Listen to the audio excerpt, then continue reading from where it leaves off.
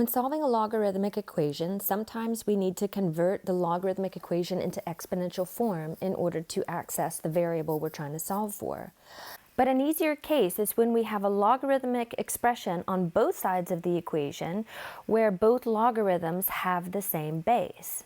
If we have log base b of some argument on the left with the same base on the right with a different argument, then the only way these two things are going to be equal to each other is if those arguments are equal to each other. So we can essentially just say those arguments have to be equal to each other and then solve that resulting equation. Let's take a look at a quick example. The first thing that we want to do is to condense the logarithmic expressions on both sides. We need a single logarithm on the left to be compared with a single logarithm on the right. Since this is the sum of two logarithms, we can condense it using that product rule in reverse to say that if we condense it into a single logarithm, we would be multiplying these two arguments together. So x times 5, but let's say 5x. Now we have log base 10 on the left. Remember, no written base is implied base 10. And log base 10 on the right, and all logarithms have been condensed into a single logarithm. The only way these two logarithms are going to be equal to each other is if these arguments are equal to each other. So we can create a sub-problem by setting these arguments equal to each other. But before we move forward, let's notice that we did not divide both sides of this equation by anything, especially not by the logarithm. That doesn't make any sense because a logarithm is an operator. And dividing by logarithm makes about as much sense as dividing by the square root with nothing underneath it. An operator is meaningless without its argument. So that is not what happened. What we did is use a logical argument which said that if these two logarithms are equal to each other, then their arguments must be equal to each other, and then we created a sub-problem out of that logical reasoning. So now what we have is a linear equation, and we can use our linear process to solve it, which is to get the variables on one side and the constants to the other. So we'll subtract x from both sides. We have 5 on the left and 4x on the right. And when we divide both sides by 4, we say x is equal to 5/4. The last thing that we want to do here is to check the answer because logarithmic equations might sometimes generate extraneous solutions. So we always need to check our answers, especially in a logarithmic equation. So over here on our calculator, what we can do is take our 5/4, store that into x, and hit enter, so that our solution is now stored in the x variable. And then we'll go back to the very beginning equation, which is log base 10. Remember, this is the log base 10 button, this is the ln button. So log base 10 of the left-hand side with our x solution stored in for x, we can just hit x plus 5 and close parens. Now we want to hit enter to see what the left-hand side is with that solution plugged in for x, and we want to make sure that that matches what we would get from the right-hand side when we store that value into x over there. So it's log base 10x plus log base 10 5, and we hope that the two sides are going to match, and they do.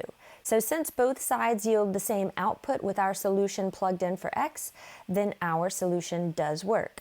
So now let's look at another example. We have a logarithmic equation because the variable that we're trying to solve for is in the argument of a logarithm, and that makes this a logarithmic equation. In order to solve it, the first thing that we want to do is to condense both sides into a single logarithm. The right-hand side is already condensed into a single logarithm. We need only to condense the left-hand side. So because this is the sum of two logarithms, this is going to be the product rule in reverse, which means that when we condense these two logarithms under the same natural log, we're going to multiply these two arguments together. So that will be x times x minus 4.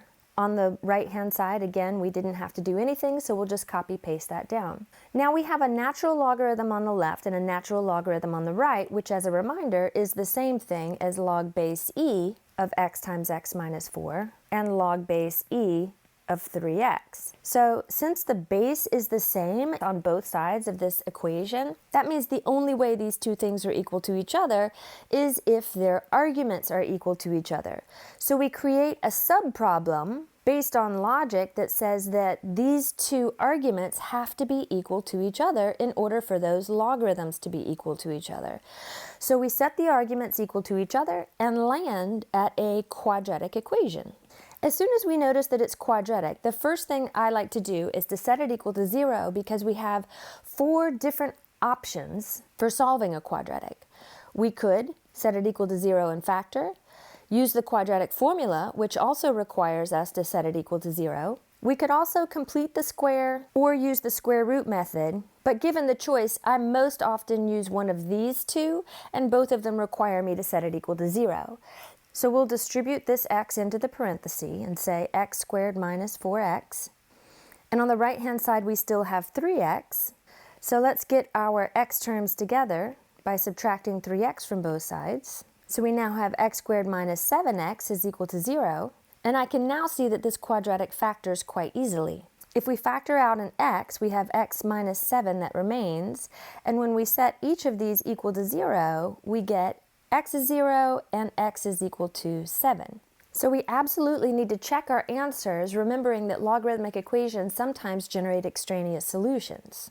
Let's start with considering x is equal to 0, and when we put that back into the original logarithmic equation, we can pretty quickly see that this is not going to work, because the argument of a logarithm cannot be equal to 0, and an argument of a logarithm cannot be negative.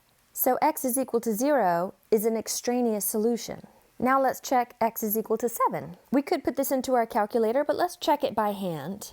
What we see here is the ln of 7 plus the ln of 3 should be equal to the ln of 21, which is 3 times 7. Again, we could put this into our calculator to see that it's a true statement, but we could also see that it must be true because of the product rule in reverse. This ln of 7 plus ln of 3 is the same thing as ln 7 times 3, which again is the ln of 21. So x is equal to 7 is our only solution.